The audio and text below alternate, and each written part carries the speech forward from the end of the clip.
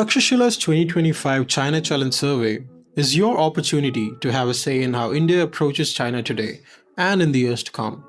So zoom out, weigh in, and make your voice heard. Take the survey today. Link in description.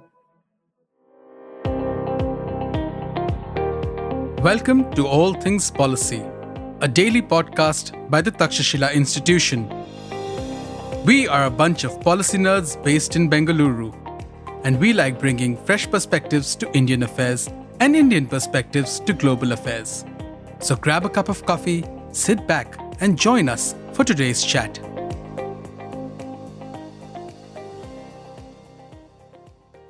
Hello and welcome to All Things Policy, your favorite daily public policy podcast from the Takshashila Institution. I'm Anushka Saxena, staff research analyst with the institution's Indo-Pacific Studies program. And today I'm joined by my colleague from the High-Tech Geopolitics program, Shobhankita Reddy. Welcome to the episode, Shobhankita. Thank you, Anushka. Right. So today I thought, Shobhankita, you cover a bunch of tech-related developments, especially in and around China. And so today I thought we could talk about one of the more recent developments in the governance of technology in China. And I'm talking about the release of the AI Plus initiative by China's State Council in late August, early September, right? And it's been creating a lot of buzz. A lot of articulations around it are arguing that this is a very different plan. It's unique. It's much more ambitious than the documents that we've seen around this, around tech diffusion in general and integration of tech in industry and academia in the past. And even though in public domain we see only a kind of a short English version, I'm sure there's a much more elaborate plan that is somewhere out there. But at least from the English version, we know that there are not only specific priority sectors that are listed where China would like to see AI integrated, where the CCP would want to focus its governance efforts. But the document also talks about some values and values it would want to espouse in the tech sector. It talks about global governance of AI, how AI seems to be a public good, and how China wants to make a mark there. There is also conversation on the obvious issue that comes up, which is how AI integration can affect jobs and employment.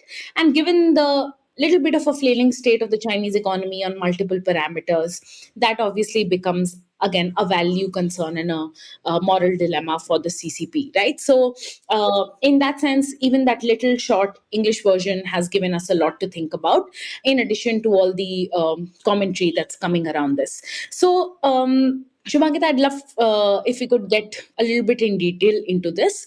I just want to start by having you set the lay of the land, as it were, for our listeners.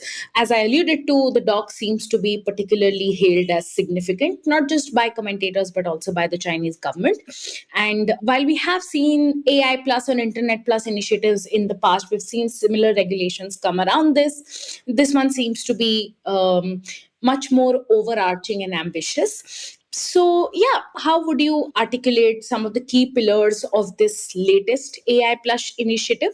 What is different about it, say, when compared with previous documents on AI Plus in specific sectors? And feel free to throw in some of the theoretical frameworks you've been using to think about this, especially, what Jeffrey Ding has offered us on diffusion of tech and how that has applied to various technologies in China, say electricity or the internet, and how AI perhaps might be different when we try and fit it in this framework of diffusion. So over to you, Shubhankita. Yeah, thanks. Thanks for that very comprehensive context setting and question, Anushka.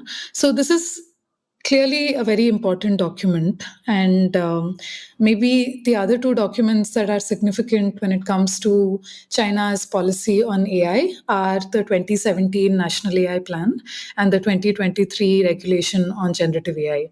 So the 2017 National AI Plan was massive in the sense that it had timelines and targets for 2020, 2025, and 2030. And basically, the idea was for China to become become a global AI innovation hub and a leading one at that by 2030.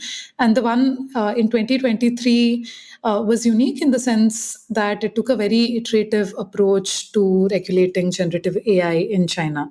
So, unlike, say, the EU Act, when it comes to regulating AI, which took very few sectors and said these would be banned, these would not be, and it sort of laid the most comprehensive regulation and the first at that by any major legislation. China took a very iterative approach to generative AI regulation. And they started first with regulating what they called deep synthesis, which is deep fakes. The second significant one in that came about for just recommendation algorithms and trying to regulate that, which was a unique attempt in itself, because how do you regulate an algorithm when it comes to AI when essentially it's a black box?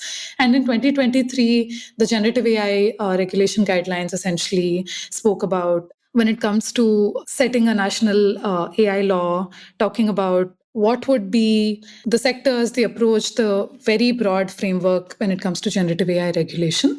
And that was a very unique approach to anything else that other countries had taken at that point in time. And even now, I would say. So this one particularly talks about, and it's called Artificial Intelligence Plus initiative. So it's a AI Plus initiative. And so there are a few things that are important here, right? So firstly, it has been compared to the Internet Plus initiative, which in 2015 was released. And essentially what it said is this endeavor to translate and transition multiple offline activities online, essentially with the integration of the internet. And so what it was talking about is this idea that Internet Plus document was about connection, which is linking information to redesign processes to improve efficiency. But the AI Plus initiative today is about integrating AI across the sectors in the economy. And the document lists 6 specific pillars. And I'll list them out for you here. So that's AI plus science and tech, industrial development, consumption upgrading, people's livelihood and well-being, governance capacity, and global cooperation. So obviously some of these are very, very broad. So how do you consider global cooperation a sector? It's not. And clearly you can't integrate AI into global cooperation, but the document is also this broad framework about how China seeks to position itself globally when it comes to open source models and weights and just its values for the global south. So there's some of that in this document as well.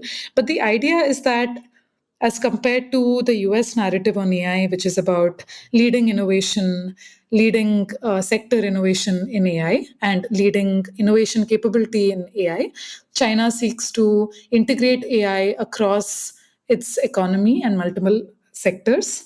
And that really is the focus of this document. And I want to cite Jeffrey Ding's work here. Essentially, what he has argued for is that it is diffusion capacity that's a lot more important than leading sector innovation when it comes to general purpose technologies. And he classifies artificial intelligence as a general purpose technology. And to that end, he talks about how China has a substantial gap between its innovation and diffusion capacity. And he talks about how while China leads in metrics that are focused on novel breakthroughs, R&D expenditure, scientific publications, patents in AI, China suffers from weaker processes when it comes to AI integration across its economy, and especially about integrating and embedding this technology across its economic processes and converting that into productive growth.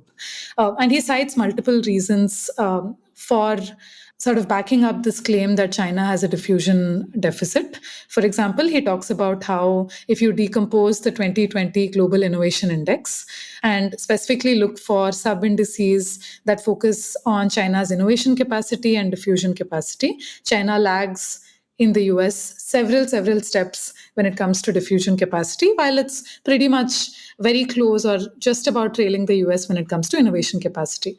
Secondly, he also talks about the connective tissue and linkages between a nation's industry and academia. So essentially, when it's about hybrid publications, research work, that are between academia and industry, China has a far weaker score as compared to the US. And thirdly, he also talks about how when it comes to adoption of information and communication technologies across businesses in China, China again significantly lags behind the US. So, for example, consumer facing tech applications, high speed railways, sectors like that, they have a large scale deployment and adoption in China. But Chinese businesses, particularly, have been slower to embrace digitization, for example, cloud computing, smart sensors, things like that. Businesses in general have been slower to invest in B2B software. So he cites some of these reasons, and he essentially talks about how China has a diffusion deficit. And the important thing about this particular document is that it seeks to address exactly this, that it's about bridging the gap in China's integration of AI across its economy.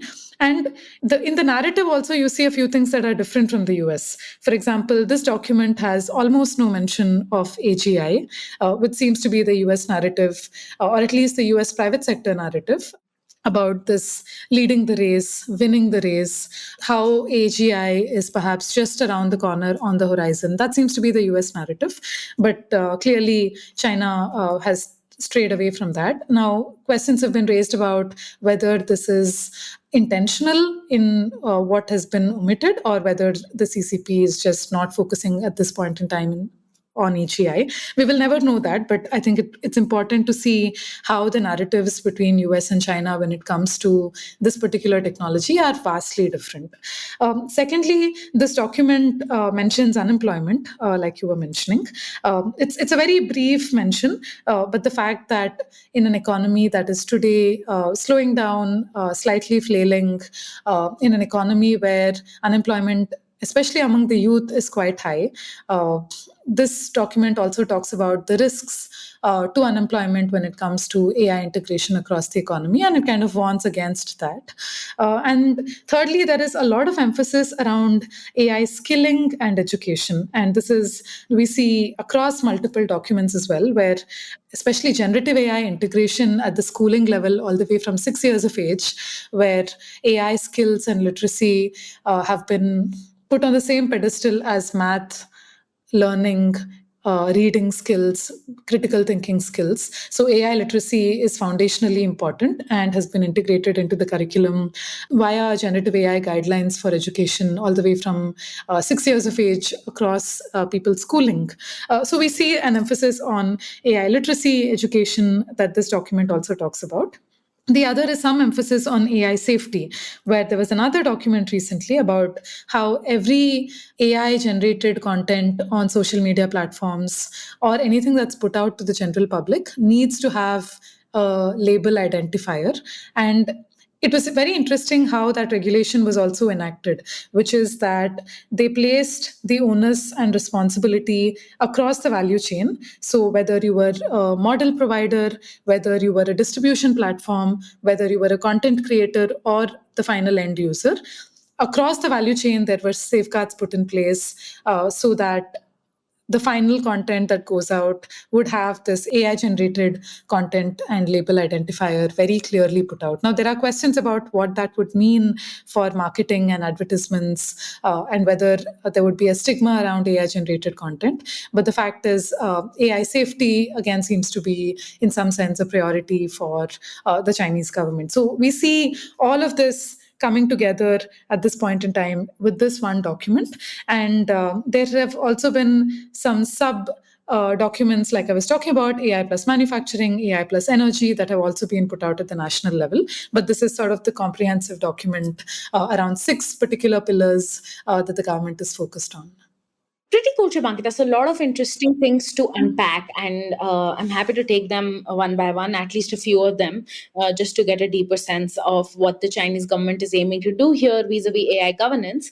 And before I, start talking to you about the 6 pillars that you just talked about, around which this document is centered, immediately when you talked about diffusion and how AI has been proven to be very hard to adopt by Chinese businesses, a lot of this also can be put in the context of other contrary or contradictory emphasis that the CCP kind of puts on businesses surrounding total factor productivity. And all of this language and rhetoric that we're seeing about high quality productivity, high quality production, high quality AI, as opposed to, any quantitative emphasis whatsoever. A lot of this also has to do with improving the productivity of the force or of a machine or of the industry, even if the strength itself isn't there. So I think in that sense, it's quite a jump from the Internet Plus to the AI Plus initiative. But I guess it seems both contradictory and sensible at the same time, as it were. And of course, this will throw up questions surrounding jobs. Again, with AGI, I kind of feel like I understand why that wouldn't have been an emphasis, because from the US's perspective, perhaps the focus then is that, this is next gen, the cutting edge. This is what they need to win the arms race. But in China, and we know this party state is adaptable, so it may be the case that for now they just want to bridge the gap between the CCP's priorities vis-a-vis AI and the ability of businesses and workforces to be able to adopt it. So I guess that makes sense as well. But coming back to those six pillars, and something that you also alluded to toward the end of your first answer, which is there being AI plus policies in manufacturing and energy. Um, which do you think are the few priority sectors of the six pillars? There's one on science and tech, like you said, industrial development, consumption, people's livelihood, governance capacity, and global cooperation. Now, these obviously don't clash exactly with AI plus manufacturing and energy, but we can see where manufacturing and energy can fit in, right, in some of these pillars. So, which sectors do you think, based on the previous policies we've seen and based on the language of the document, that perhaps come off to you as the most important for future emphasis and implementation? And how do you see them, these maybe the few sectors that you identify going forward, as integrating the documents and the regulations we've previously seen? Yeah, yeah. So I think of the six priority areas, the sections on science and tech, industrial policy, and global cooperation are particularly interesting.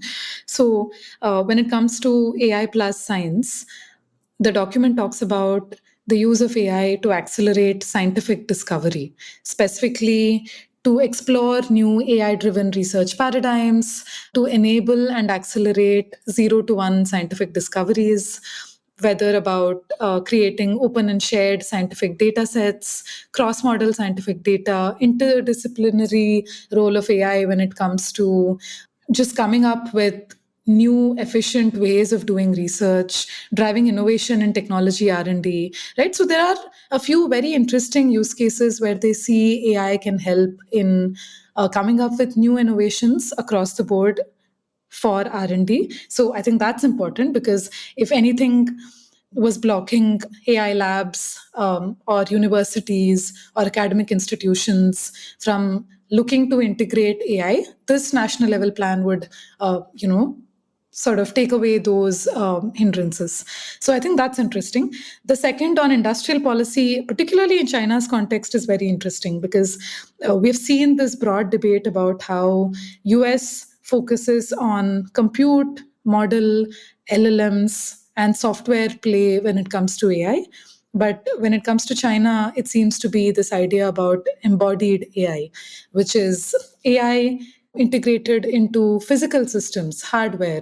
So this could be robots, manufacturing, industrial policy, things like that. So we see that this document too sort of gives a push towards that embodied AI concept. And the third, like I was talking about, is the section on global cooperation, where again, they voice a few concerns about the need for AI to be an international public good that actually benefits humanity, and the need for China to play an important role in fostering an open ecosystem for AI, open source models, weights, data, talent, and assisting the global south when it comes to AI capacity building. So these are the three particular sections of the six pillars that I found interesting. But again, there's also two other things that I want to highlight. One is the documents emphasis on data, right? So data, which is a strength in the Chinese AI ecosystem as they see it. So there have been previous documents that talked about improving China's data sector. This could be about cultivating competitive data companies. It's about promotion and circulation of data trading. This idea that you could have data marketplaces where you have data contracts for the right sharing of data, how China could potentially open up this data to the West, etc., etc. Because we have to remember that China has lots of data. Firstly, the world's largest population of internet users, but also the fact that the Chinese government's surveillance state collects a lot of data. So combined, we have a lot of data in China that the government has been figuring out how to best leverage, to the point that they also had a regulation a few years ago, essentially encouraging data to be added as an asset for companies' balance sheets. And that had some repercussions about what that would mean for accounting rules when you file your taxes, et cetera, right? So they have experimented with interesting models just to push a data economy in China. So this document goes back about the quality of data, the quantity of data, things like that. The other thing that this document is also very interesting to look at is the targets that it sets. And these targets are extremely vague, but I'll read them out regardless. So, for example, it talks about how by 2027, there should be 70% integration of AI in these 6 key sectors, along with, say, AI agents. The document also says that by 2030, we want China to have 90% penetration of smart terminals and AI agents across the economy, and that by 2035, China would enter a new stage of intelligent economy and intelligent society, and so on. So the question is, these are extremely ambitious targets, which is very akin to the Chinese model, where in the command and control system, they set extremely high, ambitious targets at the central level, and they expect for this to flow through the system across the local and provincial governments, and for this to then create a flurry of bureaucratic activity that would lead some of these targets to at least be achieved to some extent, if not exactly, at least resources, time, money, effort to be put into achieving some of these targets, sort of incentivizing the broad bureaucratic structure in China towards some of these targets. But the truth of the matter is, as some analysts have pointed out, these targets are unachievable, because at least by 2040, at least till 2040, we wouldn't see, close to 70% in any economy, forget even China's, which also has a high rural-urban divide, and et cetera, et cetera. There are a lot of structural issues for some of these technologies to be integrated into China the way the document sort of expects to.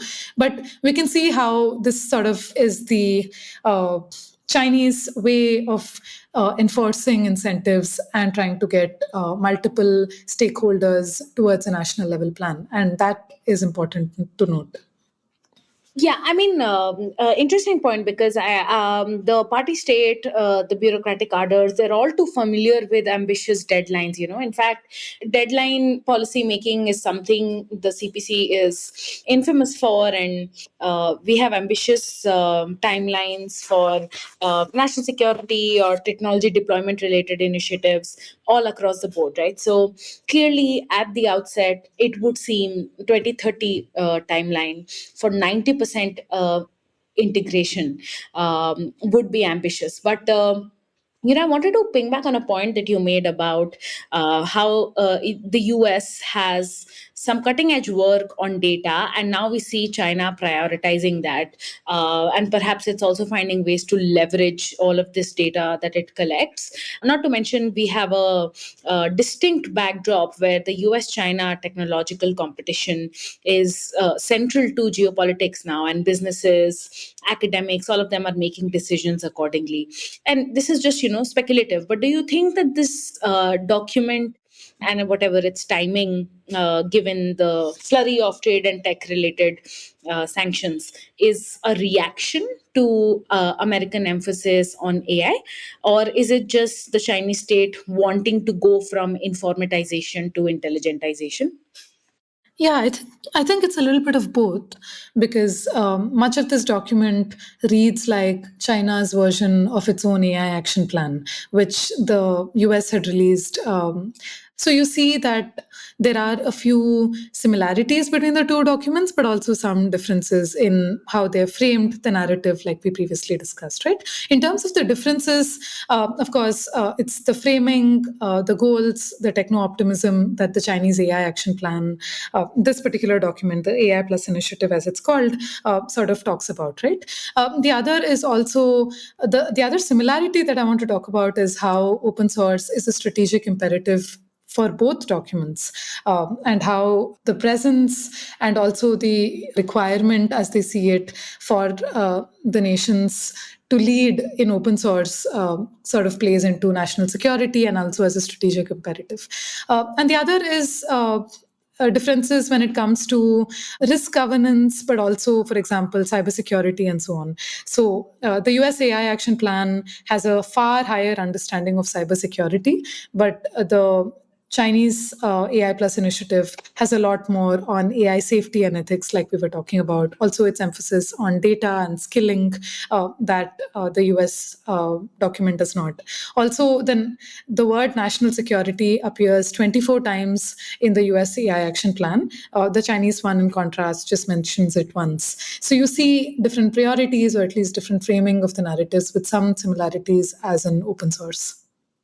Right, quite interesting. Especially the similarities and the differences speak to how, despite the existence of the tech competition, as it were, there could be national contexts which define how each country approaches it, even if the broader goal is a certain degree of dominance in AI or AI enabled businesses, so on and so forth. But yeah, that makes sense. So, obviously, China has, speaking of national context, China has some economic challenges that speak very clearly to why perhaps Ding argued that diffusion is so low, technological diffusion is so low across businesses in China.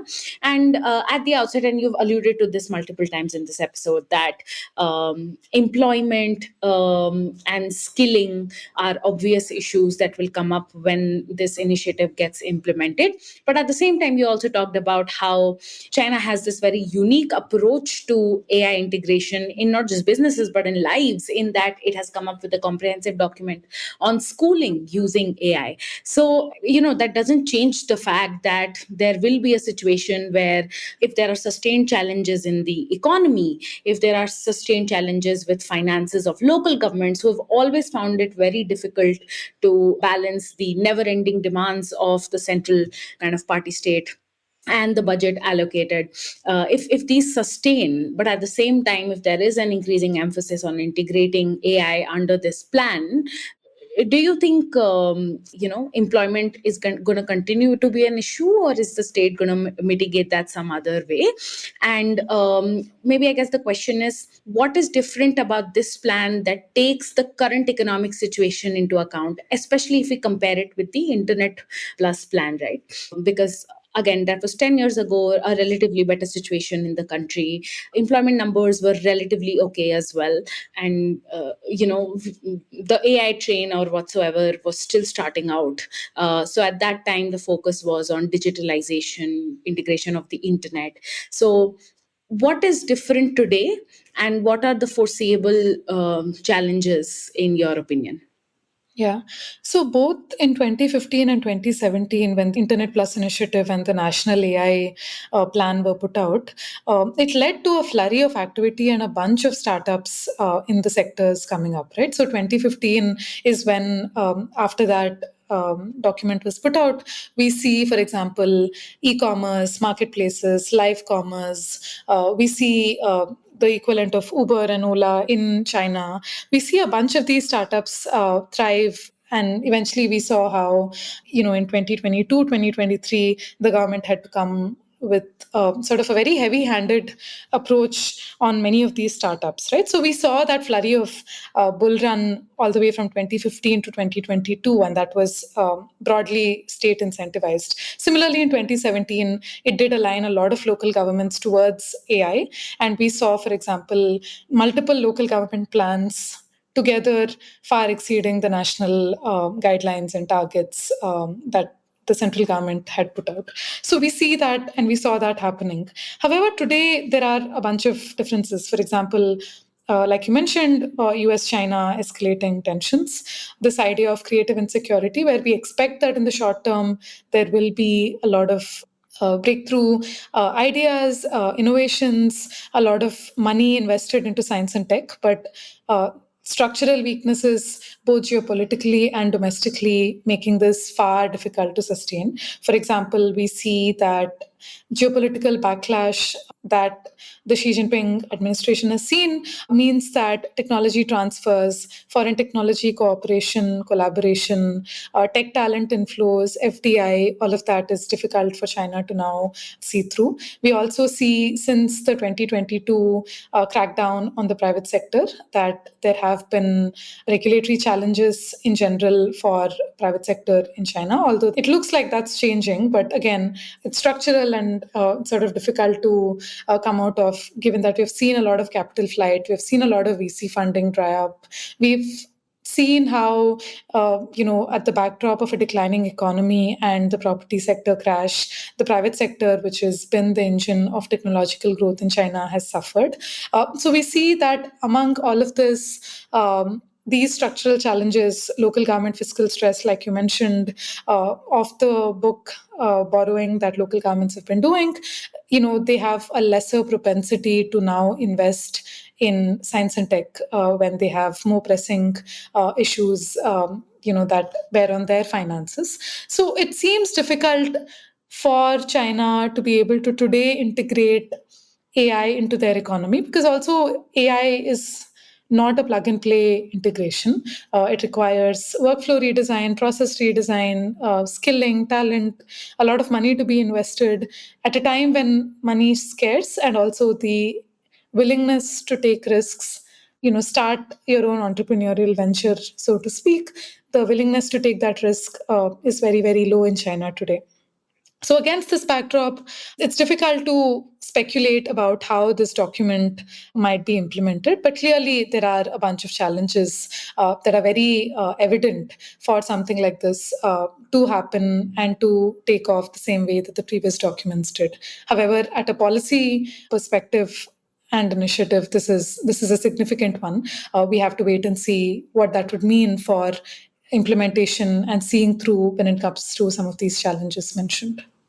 All right. Thank you so much for that, Shobhankita. That makes a bunch of sense. And, with China, I think there is a persistent emphasis on ambitious policies with timelines and targets. And then at the same time, I think the vagueness in linguistics, which is something you alluded to as well when you were talking about the lay of the land, helps bureaucratic cadres implement certain provisions of a particular strategy in a certain way. And then the endeavors that succeed, and those that fail have obvious political and economic repercussions. For the longest time, the Shanghai province's exuberantly long COVID-19 lockdown policy seemed like a great idea. But then that, the provincial government's interpretation of the zero COVID policy was precisely the example that the CCP used less than 2 years later to prove how policy shouldn't be implemented, right? And I guess what is also good is that implementation is starting off with a few dedicated centers. So the Chinese state itself is adopting a wait and see kind of an approach to something like this, given its ambition and other challenges on the economic and academic fronts, as it were. So thank you so much again for this very fascinating chat, Shubhankita. That's all we had for you today. But if aspects of China continue to interest you, please do take 5 minutes of your time to fill out the Takshashila Institution's latest China Challenge survey. It is your opportunity to have a say in how India approaches China, looks at the developments vis-a-vis China, and transforms its approach to its biggest neighbor and also its most important security threat. With that, thank you so much again for your insights today, Shobhankita, and thank you to our listeners for tuning into another episode of All Things Policy. Thank you, Anushka. If you liked our show, dive into Takshashila's research on technology, strategy, and economic affairs. Check us out at our Twitter handle at Takshashila INST or our website takshashila.org.in.